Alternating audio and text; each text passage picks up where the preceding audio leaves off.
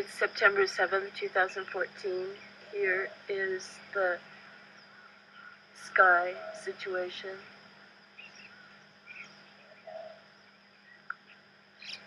Look at that. The chemtrail style has changed. Anyway, there's the sun. Thank you, dear Creator, for this another day. Here's my cat. I'm going to show you my cat.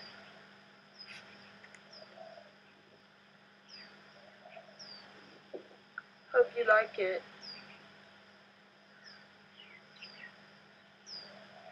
Japanese cat.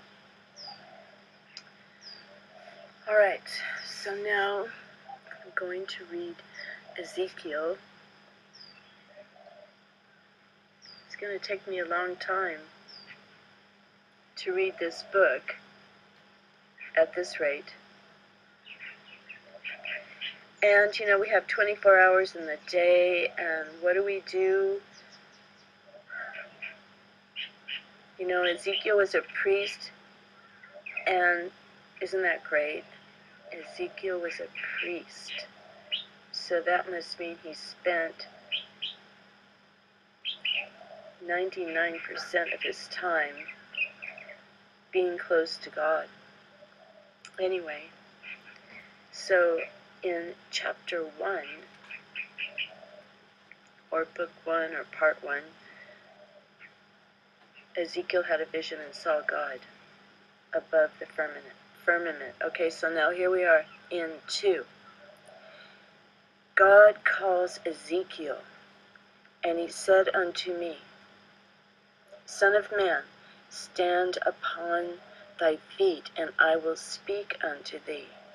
Oh yeah, Ezekiel was on his face. He got down on his face. And the Spirit entered into me when he spake unto me, and set me upon my feet, that I heard him that spake unto me.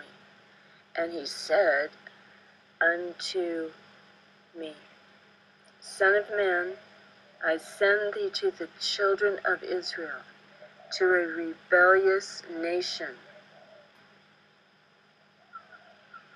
that hath rebelled against me.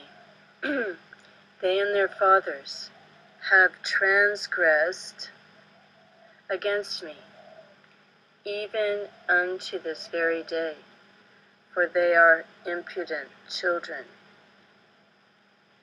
and stiff-hearted. I like that word, stiff-hearted.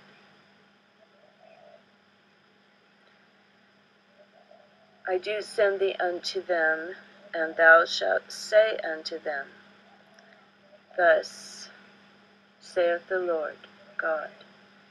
And they, whether they will hear or whether they will forbear, for they are a rebellious house, yet shall know that there hath been a prophet among them. And thou, Son of man, be not afraid of them,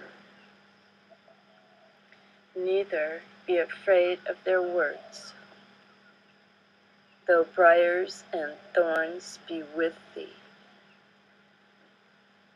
And thou dost dwell among scorpions, be not afraid of their words, nor be dismayed at their looks, though they be a rebellious house. And thou shalt speak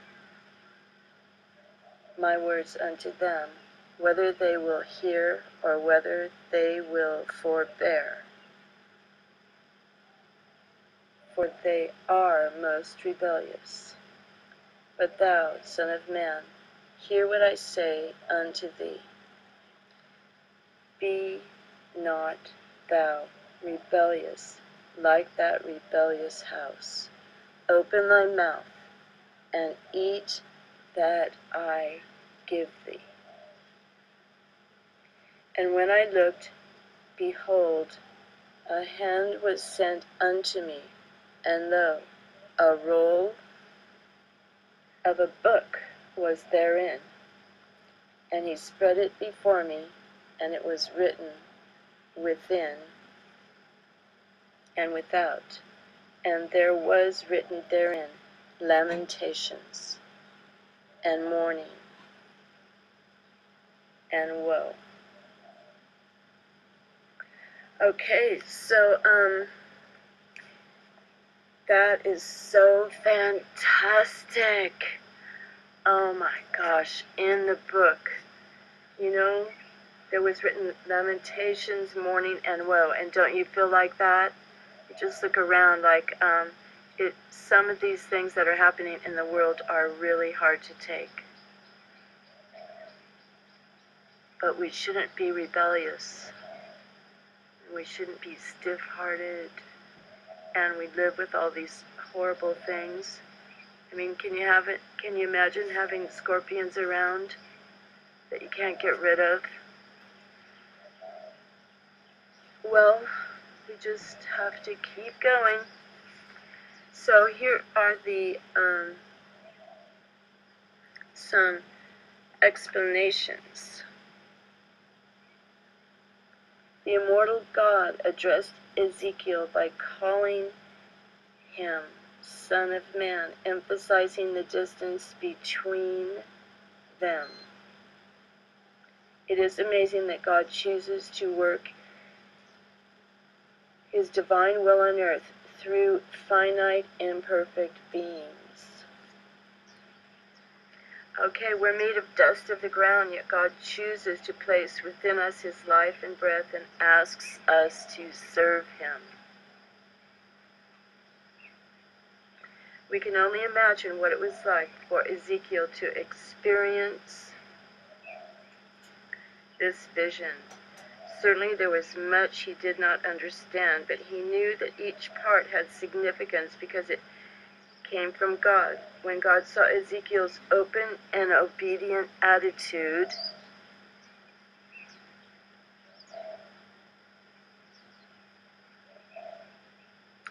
He filled him with His Spirit and gave him power for the job ahead. God doesn't expect us to understand everything about Him, but to be willing and obedient servants, faithful to what we know is true and right.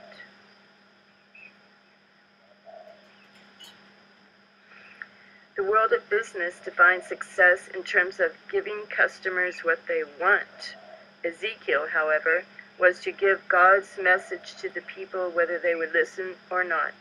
The measure of Ezekiel's success would not be how well the people responded, but how well he obeyed God and thus fulfilled God's purpose for him. Isaiah and Jeremiah also prophesied with little positive response. God's truth does not depend on how people respond. Wow, isn't this great? So just be willing. Be willing to be a servant of God and let Him use you, and then don't worry about how people respond. Just do what you're supposed to do. God will not judge us for how well others respond to our faith. Right, Kitty?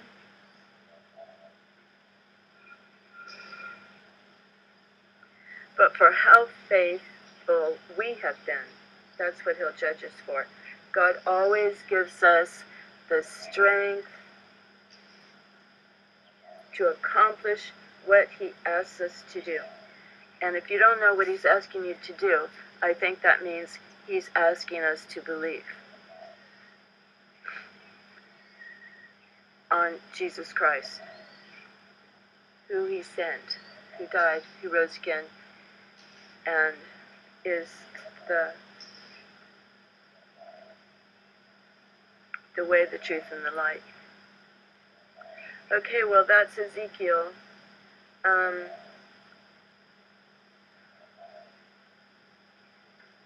So God called people stiff-hearted and impudent because they refused to admit their sin. Okay, so we shouldn't be stubborn.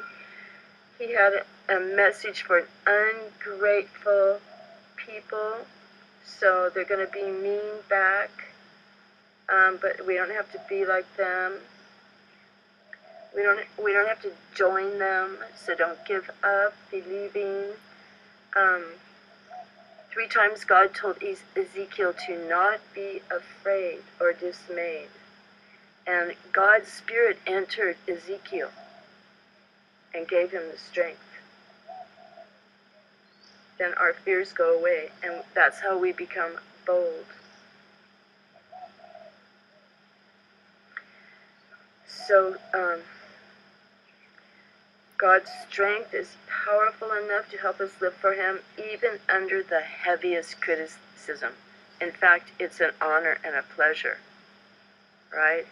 So as long as God's Spirit is in you, be sure and ask the Spirit to guide us. Ancient books were usually scrolls, 1 page up to 30 feet long. That is so fantastic. 1 book, 30 feet long.